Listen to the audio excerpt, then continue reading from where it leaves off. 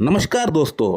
यदि आपको कोई पुरुषों वाली प्रॉब्लम है, यदि आपको कोई यौन समस्या है जैसे कि erectile dysfunction, premature ejaculation, low libido, low sex drive की अगर आपको प्रॉब्लम है और इन तमाम प्रॉब्लम्स के लिए कहीं ना कहीं अगर आप सेल्फ मेडिकेशन कर रहे हैं, खुद ब खुद होम्योपैथिक मेडिसिन ला के आप इस्तेमाल करके, वीडियो देख के, आर्टिकल देख के कहीं ना कहीं से कुछ मेडिसिन आप खा रहे हैं, तो इसके लिए आपको ये वीडियो आज का बिल्कुल देखना चाहिए। दोस्तों, जो केस मैं शेयर करने वाला हूँ, इस बंदे ने मेरे पास आने से पहले लाइकोपोडियम होम्योपैथिक मेडिसिन, किसी का आर्टिकल पढ़ के, किसी का वीडियो देख के, कहीं ना कहीं कुछ सुन के, देख के, इन्होंने लाइकोपोडियम 1M को हफ्ते भर में इन्होंने एक बार करके लेना स्टार्ट कर दिया। यानी हर हफ्ता में एक डोज करके वो ले रहे थे, किसी का वीडियो देख के 4-4 बूंद ले रहे थे। इस तरह से इन्होंने कम से कम 7 से 8 बार लाइकोपोडियम 1M का मिसयूज़ किया। अमूमन लाइकोपोडियम जो मेडिसिन है, इसको 1000 पोटेंसी यानी 1M पोटेंसी में कोई डॉक्टर प्रेस्क्राइब करने से पहले 1000 बार सोचता है।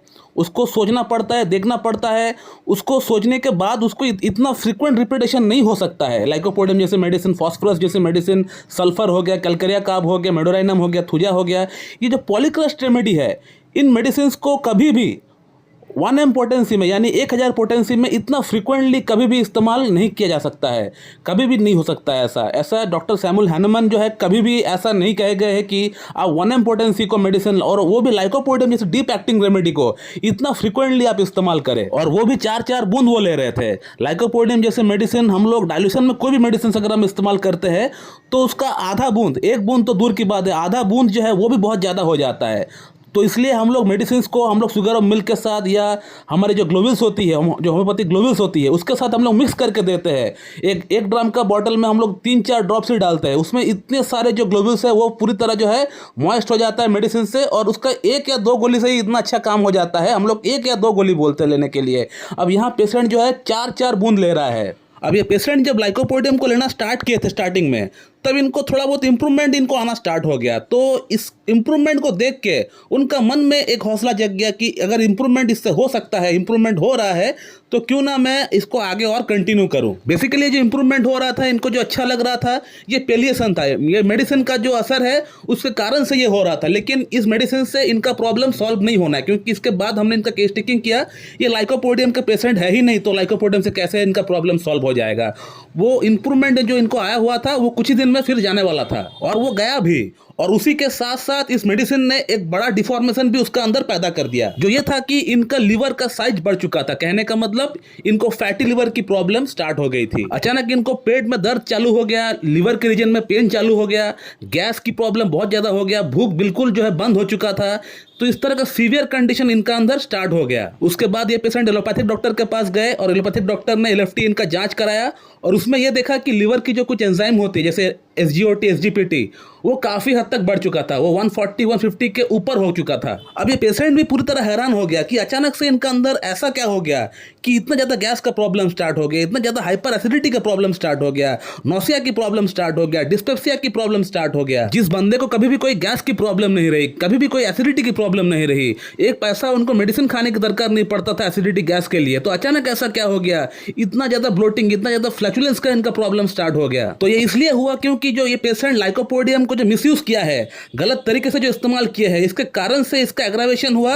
ये पूरी तरह हम कह सकते हैं कि ड्रग प्रूविंग हो गया इनका अंदर, और बॉडी में लाइकोपोडियम के अलग अलग सिम्टम्स भी आ रहे थे।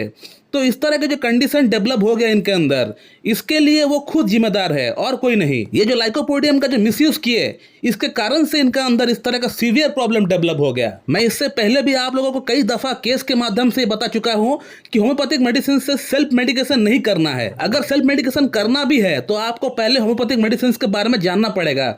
होम्योपैथी के जो प्रिंसिपल है उसके बारे में आपको पता करना पड़ेगा, थोड़ी इसके बारे में आपको आइडिया आपको गैदर करना पड़ेगा। उसके बाद आप आहिस्ता आहिस्ता कर सकते हैं। मैं ऐसा बहुत लोगों को जानता हूं जो कि होम्योपैथिक डॉक्टर नहीं है, लेकिन उसके बावजूद भी उनका होम्योपैथी का तालीम बहुत बढ़िया है, और वो लोग ये नॉलेज को गैदर किए हैं पढ़ाई करके, सीख कर। तो आप भी कर सकते हैं। तो इसके लिए आपको होम्योपैथी की पढ़ाई करनी पड़ेगी, होम्योपैथी के बारे में थोड़ी सी आपको नॉलेज रखना पड़ेगा, इसका ऊपर थोड़ा सा आपको इंटरेस्ट दिखाना पड़ेगा। उसके बाद आप खुद का डॉक्टर खुद बनिए। लेकिन अगर आपको कुछ पता ही नहीं है, होम्योपैथी का कुछ भी आपको बारे में पता नहीं है, अचानक से किसी का वीडियो देखे, किसी का आर्टिकल पढ़ लिए, और वो मेडिसिन वो उठा के आप लेकर आए बाजार से और खाना स्टार्ट कर दिए, ऐसा करेंगे तो इसी तरह का प्रॉब्लम आपको हमेशा देखने को मिलेगा। और अब इस पेशेंट को रियलाइज हो चुका है कि इन्होंने गलती कर दिया है, और उसके बाद इनको लगा कि नहीं अब मुझसे कांटेक्ट करना चाहिए। इन्होंने मेरा वीडियोस देखा, साइड इफेक्ट का ऊपर ही वीडियोस देखा जो कि लाइकोपोडियम का मैं दूसरा एक वीडियो में बहुत पहले डाला था।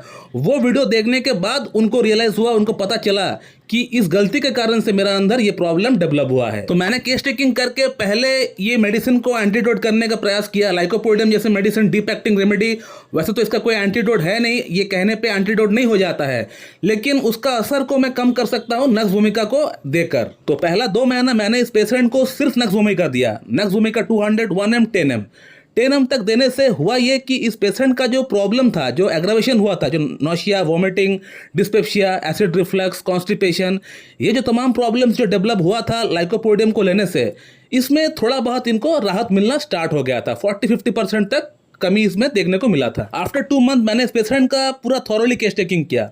केस टेकिंग करने के बाद मैंने इनको नैट्रम सल्फ इनको प्रिस्क्राइब किया। नैट्रम सल्फ को मैंने LM पोटेंसी 0/1, 0/2, 0/3, 0/4, हमने 2 महीने के लिए इनको नैट्रम सल्फ प्रिस्क्राइब किया LM पोटेंसी में। अब नैट्रम सल्फ मैंने इनको क्यों प्रिस्क्राइब किया, वो ये इसलिए प्रिस्क्राइब किया गया क्योंकि इनका जो प्रॉब्लम था वो सुबह का टाइम बढ़ रहा था, और जो नैट्रम ग्रुप की जो मेडिसिन होती है, नैट्रम सल्फ, नैट्रम फॉस, जो भी है, तो ये नैट्रम ग्रुप की जितनी भी मेडिसिन होती है, इनका प्रॉब्लम सुबह बढ़ता है और रात को प्रॉब्लम बढ़ता है केली ग्रुप की मेडिसिन जो होती है, जो केलिकाब हो गया, केलिफॉस हो गया, ये जो मेडिसिन होती है, तो केली ग्रुप की प्रॉब्लम के लिए रात को मेडिसिन जो एग्रावेशन होता है रात को होता है, और नैट्रम ग्रुप की जो मेडिसिन होती है इनका एग्रावेशन मॉर्निंग टाइम में होता है। तो नैट्रम सल्फ प्रिस्क्राइब करने का जो पहला पॉइंट हमने ये लिया वो ये है कि मॉर्निंग एग्रावेशन, सुबह का टाइम इनको नोसिया, वोमिटिंग ज़्यादा हो रही थी, तो मॉर्निंग एग्रावेशन के लिए हमने पहला पॉइंट सोचा नैट्रम सल्फ के लिए। और सेकंड जो बात मुझे इस पेशेंट से पता चला वो ये है कि रेनी सीजन जब भी आता है तो इनका हेयर फॉल होना स्टार्ट हो जाता है। बहुत बुरी तरह हेयर फॉल होता है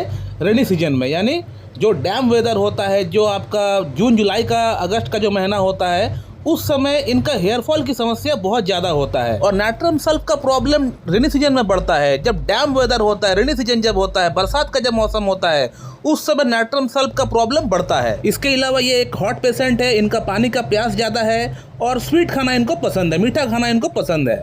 इसके अलावा पेशेंट का पास्ट हिस्ट्री में सर में चोट लगा था या पेशेंट बेहोश हो गया था चोट लगने के बाद, ऐसा कोई हिस्ट्री हमें नहीं मिला, क्योंकि नैट्रम सल्फ प्रिस्क्राइब करने से पहले हम लोग इस बात को एक बार पूछ लेते हैं कि कहीं पेशेंट को सर में चोट लगा था या पेशेंट कभी बेहोश हुआ था। ये बात हम लोग अक्सर पूछ लेते हैं, क्योंकि हेड इंजरी के बाद अगर कोई प्रॉब्लम आता है तब भी हम लोग नैट्रम सल्फ ही देते हैं। तो ऐसा कुछ हिस्ट्री हमें नहीं मिला। इसके अलावा फैमिली हिस्ट्री की अगर बात करें तो पेशेंट का फैमिली हिस्ट्री में 2 आदमी ऐसे हैं जिनमें एक को सिरोसिस ऑफ लिवर है और दूसरा को हेपेटाइटिस बी हुआ है। बस इतना सिम्टम्स काफ़ी है नैट्रम सल्फ प्रिस्क्राइब करने के लिए। तो मैंने इस पेशेंट को नैट्रम सल्फ प्रिस्क्राइब किया 0/1, 2, 3, 4 2 महीने के लिए, और कल इनका 2 महीना कंप्लीट हो चुका है। पेशेंट ने मुझसे काउंसलिंग कराया।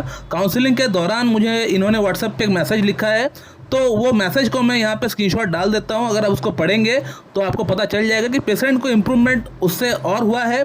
2 महीने में जो इनका इम्प्रूवमेंट 40% था, वो इम्प्रूवमेंट अभी जो है इनका 80% तक हो गया है, लेकिन पूरी तरह जो है इनका इम्प्रूवमेंट अभी तक भी नहीं हो पाया है। खास तौर पे सेक्सुअल जो अर्ज की बात कर रहे थे हम, या सेक्सुअल डिज़ायर की जो बात कर रहे थे, जो इरेक्शन का जो प्रॉब्लम था, उसमें अभी भी जो है कहीं ना कहीं थोड़ा बहुत प्रॉब्लम है। और इस बार भी मैंने 2 महीना इनको नैट्रम सल्फ ही प्रिस्क्राइब किया है, लेकिन पोटेंसी को हमने बढ़ा दिया है 0/8, 9, 10, 11 2 महीने के लिए। लेकिन लाइकोपोडियम का जो साइड इफेक्ट हुआ था उस साइड इफेक्ट में काफ़ी कमी आ चुका है।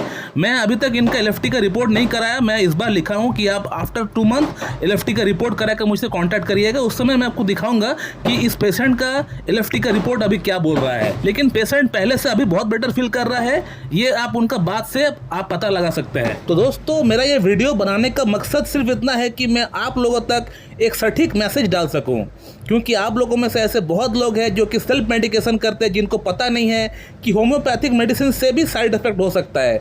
हालांकि एलोपैथी की जो साइड इफेक्ट होती है उस तरह का साइड इफेक्ट नहीं होता है, लेकिन होम्योपैथी में भी दुष्प्रभाव हो सकता है मेडिसिन का, अगर गलत तरीके से इस्तेमाल किया जाए तो एक मेडिसिन जो कि आपको सही तरीके से लेने पर, सही दिशा में लेने पर आपका प्रॉब्लम को ठीक कर सकता है, जिसका अंदर हीलिंग प्रॉपर्टी है, तो गलत तरीके से लेने पर उसका अंदर दुष्प्रभाव करने का भी ताकत होता है। दोस्तों, इस बात को आप हमेशा याद रखें। दोस्तों, मैं इस वीडियो को यहीं पे एंड करना चाहता हूँ। So thank you very much and have a good day.